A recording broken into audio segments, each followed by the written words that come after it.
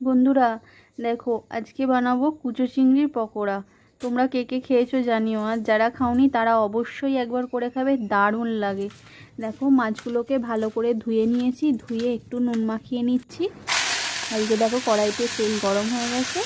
এবার মাছগুলো একটু লাল লাল করে ভেজে নেবো। খুব খড়ো খড়ো করে ভাজবে বন্ধুরা, এটা খেতে ভালো লাগে না। একটু সামান্য ভেজে নেব।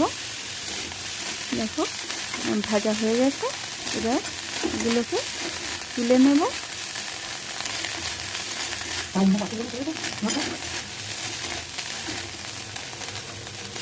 দেখো, তুলে নিচ্ছি। সব ভাজা কমপ্লিট হয়ে গেল। বন্ধুরা, এটা গরম ভাতে শুধু খেতেও কিন্তু দারুণ লাগে। আজকে তো আমি পকোড়া বানাচ্ছি।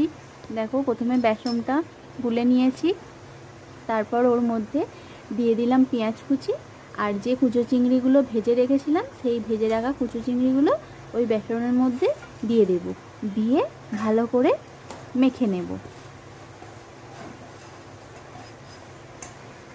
আর যদি বন্ধুরা কেউ ঝাল ঝাল খেতে চাও তাহলে এতে কাঁচা লঙ্কা কুচি কুচি করে দিলেও হবে, ভালোই লাগে খেতে। আর দেখো, এদিকে কড়াইতে তেল গরম হয়ে গেছে। এবার আমি কুচো চিংড়ির পকোড়াগুলো একটা একটা করে ছেড়ে দেব, কিন্তু গ্যাসের ফ্লেমটা একদম মিডিয়ামে রাখতে হবে।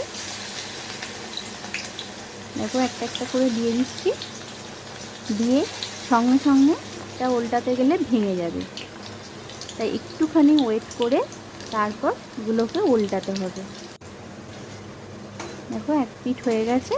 এবার আস্তে আস্তে আর এক পিঠটা উল্টে দিচ্ছি। বন্ধুরা, খেতে কিন্তু দুর্দান্ত, একবার অন্তত বাড়িতে বানিয়ে খাবে, দারুণ লাগে খেতে। আর যারা যারা বানিয়ে খেয়েছো তারা অবশ্যই জানিও কেমন লাগে খেতে।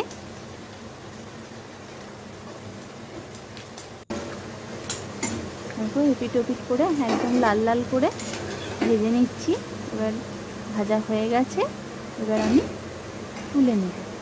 বন্ধুরা, রেসিপিটা তোমাদের কেমন লাগলো জানিও, আর ভালো লাগলে অবশ্যই একটা লাইক কমেন্ট করে দিও।